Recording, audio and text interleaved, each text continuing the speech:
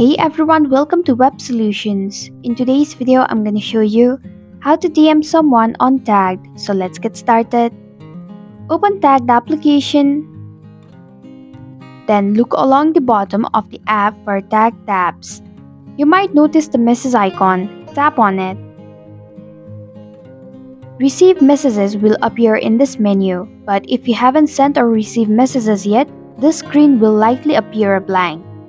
To DM someone, select the user that is available to you, or tap on the pencil icon at the top right and write the username of the person that you'd like to send a DM. Now just type your message and hit on the send icon. And this is how you can DM someone on Tag. Thanks for watching Web Solutions. If you like this video, hit the like button and drop a comment with any questions or feedback. If you are new, subscribe and click the bell icon to stay updated on the future videos.